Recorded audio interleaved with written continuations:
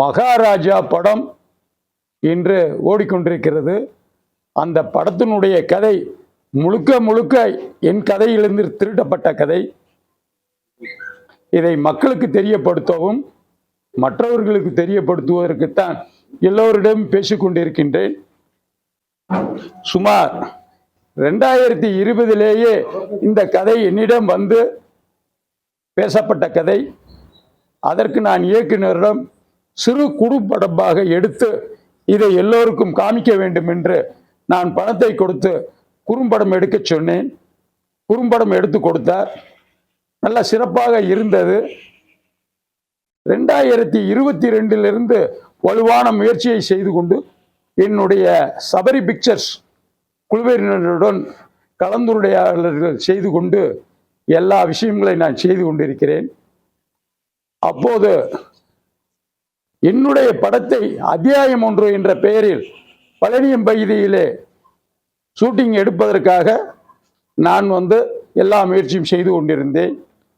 என்னுடைய படத்தில் ஆர்டிஸ்டர்களாக நடிகர்கள் KS ரவிக்குமார், சார்லி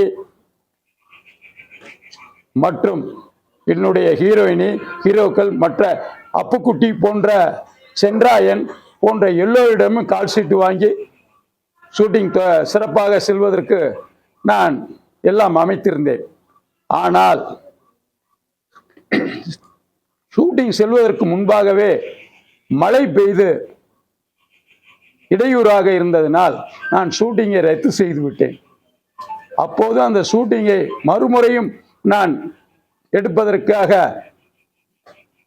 நடிகர்களிடம் காலத்தை கேட்டபொழுது அவர்கள் எல்லாம் தேதியை கொடுத்திருந்தார்கள். அந்த தேதியும் நிர்ணயம் செய்யப்பட்டது. ஆனால் இந்த திரைப்படத்தை நான் எடுப்பதற்கு 2 நாளுக்கு முன்பாக மகாராஜா என்ற பெயரில் தியேட்டரில் ஓடிக்கொண்டிருப்பதாக எனக்கு என்னுடைய திரைப்பட குழுவினர்கள் நண்பர்கள் சொல்லியின் பேரில் நான் அந்த படத்தை பார்க்க சென்றேன். முழுக்க முழுக்க அந்த கதை என்னுடைய கதை. இதற்கு என்ன செய்ய வேண்டும் என்று ஆராய்ந்த பொழுது நேராக சங்கத்திற்கு சென்றேன், சினிமா சங்கத்திற்கு சென்றேன். பாக்யராஜ் அவர்களிடம் நான் தபால் கொடுத்தேன். பாரதி ராஜா அவர்களிடம் சென்று நியாயம் கேட்டேன். காரணம், அவர்கள் சங்க தலைவர்கள் என்ற முறையில் நான் வந்து பதிவு செய்யப்பட்ட கதை. இந்த பதிவு செய்யப்பட்ட கதை எந்த முகாந்திரத்தில் வெளியே சென்றது என்றால் அதற்கு காரணம் உண்டு, அதற்கு சாட்சியம் உண்டு. ஆனால் என்னை போன்ற தயாரிப்பாளர்கள் வளர விடக்கூடாது என்பதற்காக அங்கு ஒரு கூட்டமே செயல்பட்டு கொண்டிருக்கிறது. விஷால் அவர்கள், நடிகர் விஷால் அவர்கள் சொன்னார்கள், சிறு தயாரிப்பாளர்கள் வளர்வதற்கு நாம் வழிபட வேண்டும் என்று.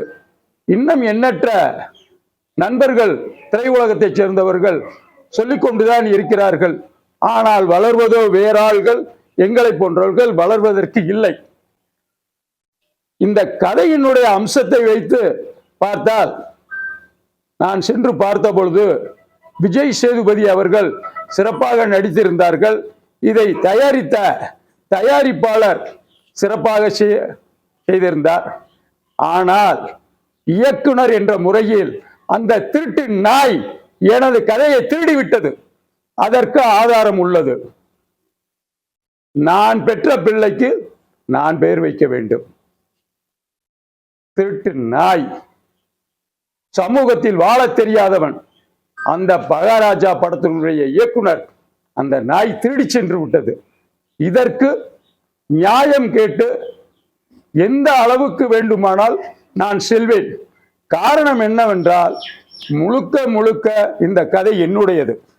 இது இல்லாமல் எல்லா பிரச்சனைகளுக்கும் சாட்சி உண்டு, ஆதாரம் வைத்துள்ளேன். குறும்படத்தினுடைய எடுத்ததற்கான ஆதாரம் தருகின்றேன்.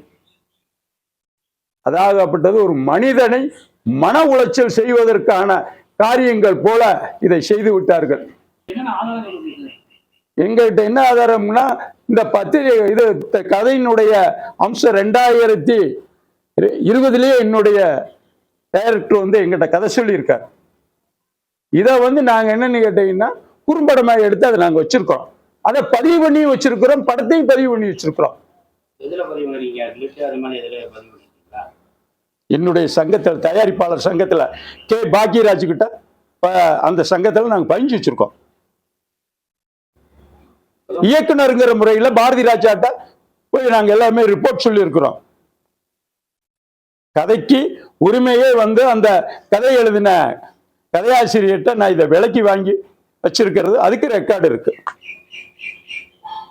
கதை, இயக்கம் எல்லாமே என்னை சேர்ந்தது. நான் முதல்லையே ஒரு படம் தயாரித்திருக்கிறேன், கந்தவேல் என்ற படம். அந்த கந்தவேல் படத்தையே அவள் பாலமுரளி அவர்கள் எனக்கு நல்ல விதமாக இயக்கி தந்திருக்கிறார்கள். கால சூழ்நிலையின் காரணமாக நான் திரைப்படத்தை வெளியிடவில்லை. அந்த படமும் என்னிடம் இருக்கிறது. என்னுடைய இரண்டாவது படம் இது. இதில் என்றால் நான் வந்து இந்த படத்தை மிக சிறப்பாக செய்து இதில் எனக்கு பேரும் புகழும் கிடைக்க வேண்டும் என்று முதல் ஆசீர்வாதம் செய்தது சார்லி அவர்கள். இரண்டாவதாக இந்த கதையை சொல்லுகின்ற பொழுது விரும்பி நடிக்க வந்தவர் KS ரவிக்குமார். அம்மு அபிராமியிடம் கதை சொல்லி இருக்கிறேன், ஆதாரம் உண்டு. ஹீரோயினி ரக்ஷனா. பாடல் முதல் கொண்டு பதிவு செய்யப்பட்டிருக்கிறது. அந்த படத்தில் பாடல் இல்லை. என்னுடைய படத்தின் முதல் பாடலே மிக மிக மக்களிடத்தில் போய் சேரக்கூடிய விஷயமாக பதிவு செய்து வைத்துள்ளேன். இது எந்த வகையில் நியாயம் என்று பத்திரிகையாளரை உங்களிடமே கேட்கிறேன். இதற்கு நீங்களே நியாயம் வழங்குவதற்கு குறும்படம் எடுத்து அந்த குறும்படத்தை கொண்டு போய் நான் மெட்ராஸில் எடிட்டிங் பண்றதுக்காக கொண்டு போய் கொடுக்குறேன். அந்த ஸ்டுடியோ பேர் என்னங்க? அங்க வந்து கொண்டு போய் கொடுக்கிற போது அந்த தியேட்டரினுடைய உரிமையாளர் ஸ்ரீதர் அவர் வந்து இதே பொழப்பாக அலைஞ்சிட்டு இருந்திருக்கார். எங்களுக்கு தெரியாது. இந்த கதையை அவர்கிட்ட சொன்ன ஸ்கிரிப்ட் கொடுத்தது உண்மை. இந்த படம் அவர் வாயிலாகத்தான் சென்றிருக்க வேண்டும் என்பது என்னுடைய உண்மையான நம்பிக்கை. கதை பதிஞ்சிருக்கு. எங்களுடைய கதை பதிவு செய்யப்பட்டது. என்ன பேர்ல பதிவு பண்ணிருக்கீங்க? அத்தியாயம் 1. அத்தியாயம் 1 என்ற பெயரில் உள்ள கதையைத்தான் 3D அந்த 3D இயக்குனர் நாய் கொண்டு சென்று மகாராஜா என்ற பெயர் இந்த படத்தை எடுத்திருக்கிறார்கள். ஆனா என்ன ஒரு சிறப்பு என்றால் விஜய் சேதுபதி சிறப்பாக நடித்துள்ளார். இந்த படத்தை பொறுத்தவரை இயக்குனராக இவன் திருடி விட்டாலும் தயாரிப்பாளர் என்ற முறையில் நல்ல விதமாக செய்திருக்கிறார். நான் அவர்களை குறை சொல்லவில்லை. இது என்ன வகையில் நியாயம்? அவனுக்கு 7 வருஷமாக கதையே இல்லை. ஒரு படம் பண்ணியிருக்காப்பி, 7 வருஷமா படமே இல்லை. அவன் சொன்ன கதையினுடைய ஸ்டோரி நயன்தாரா உள்பட பாக்யராஜ் மகன் உள்பட இந்த கதையை சொல்லி வேறு மாடல்ல சொல்லியிருக்காங்க. அவங்க வேணான்ட்டாங்க.